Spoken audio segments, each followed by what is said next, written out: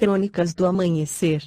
Por Feijão, Centro Espírita Allan Kardec de Balneário Gaivota. Balneário Gaivota, 10 de janeiro de 2026. Igrejas questionam o projeto de lei que proíbe mudanças na Bíblia, parte 1.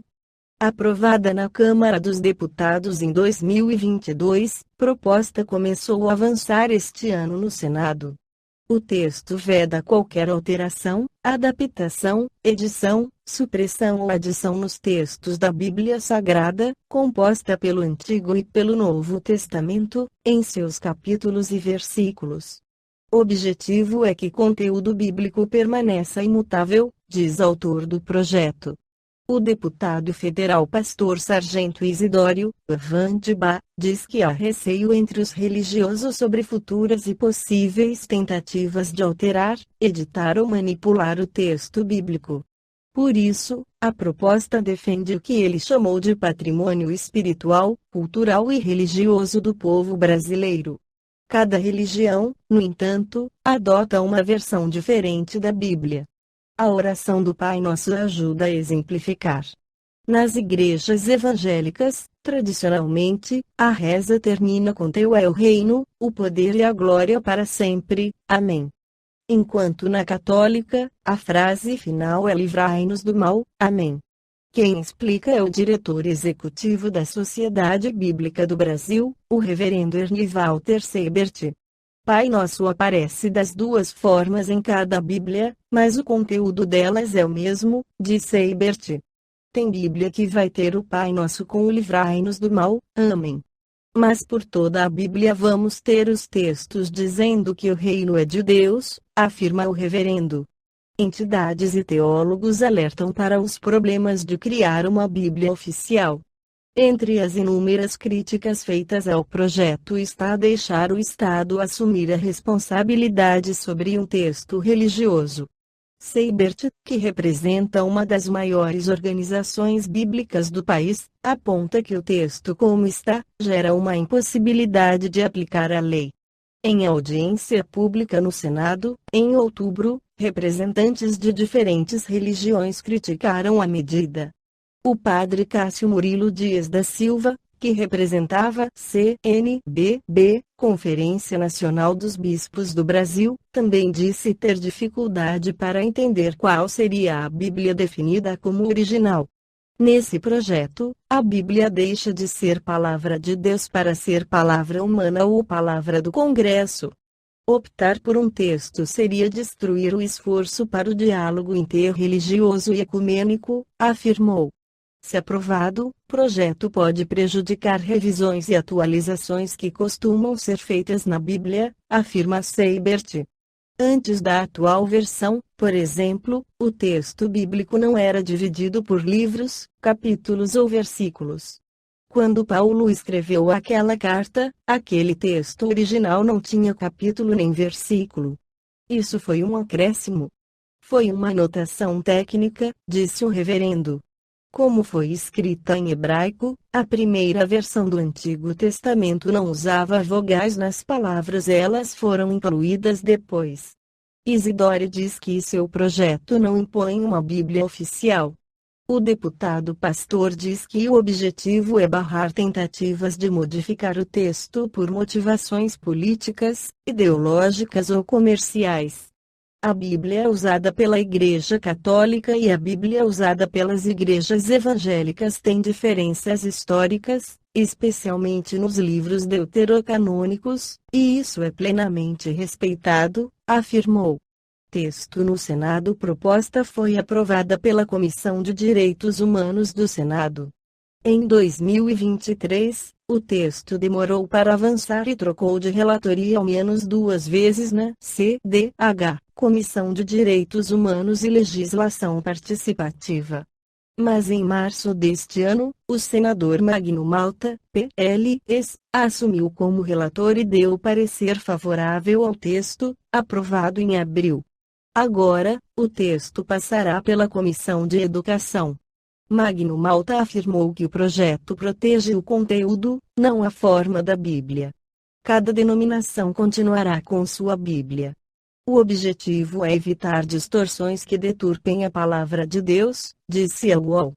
Malta disse que as críticas fazem parte do processo democrático. Última movimentação do texto foi a audiência pública de outubro, solicitada por Damares Alves, Republicanos DF. Evangélica, a senadora reuniu representantes das igrejas evangélicas e católicas para tratar do tema. O entendimento entre parlamentares cristãos é que o texto causa confusão e que há pautas mais importantes a serem analisadas. Presidente da Frente Parlamentar Católica aponta falhas no texto. Luiz Gastão, PSDC, ainda não era deputado quando o texto passou pela Câmara. Ele diz acreditar que a proposta deixa alguns pontos em aberto, conforme as críticas de especialistas, e que o ideal é reconhecer a autenticidade de cada Bíblia. No Evangelho segundo o Espiritismo, Allan Kardec apresenta a Bíblia como livro que contém as duas primeiras revelações. Na primeira revelação, a lei mosaica, há duas partes distintas, a lei de Deus, promulgada no Monte Sinai, e a lei civil ou disciplinar, decretada por Moisés. Uma é invariável, a outra, apropriada aos costumes e ao caráter do povo, se modifica com o tempo. A lei de Deus está formulada nos 10 mandamentos. A segunda revelação veio através de Jesus. Jesus não veio destruir a lei, isto é, a lei de Deus, veio cumpri-la, isto é, desenvolvê-la, dar-lhe o verdadeiro sentido e adaptá-la ao grau de adiantamento dos homens. Por isso é que se nos depara, nessa lei, o princípio dos deveres para com Deus e para com o próximo, base da sua doutrina. Quanto às leis de Moisés, propriamente ditas, ele, ao contrário, as modificou profundamente, quer na substância, quer na forma. Combatendo constantemente o abuso das práticas exteriores e as falsas interpretações, por mais radical reforma não podia fazê-las passar, do que as reduzindo a esta única prescrição, amar a Deus acima de todas as coisas e o próximo como a si mesmo, e acrescentando, aí estão a lei toda e os profetas. Por estas palavras, o céu e a terra não passarão sem que tudo esteja cumprido até o último iota, quis dizer Jesus ser necessário que a lei de Deus tivesse cumprimento integral, isto é, fosse praticada na terra inteira, em toda a sua pureza, com todas as suas ampliações e consequências. Efetivamente, de que serviria haver sido promulgada aquela lei, se ela devesse constituir privilégio de alguns homens, ou, ao menos, de um único povo? Sendo filhos de Deus todos os homens, todos, sem distinção nenhuma, são objeto da mesma solicitude. O papel de Jesus não foi o de um simples legislador moralista, tendo por exclusiva autoridade a sua palavra. Cabia-lhe dar cumprimento às profecias que lhe anunciaram o advento, a autoridade lhe vinha da natureza excepcional do seu espírito e da sua missão divina.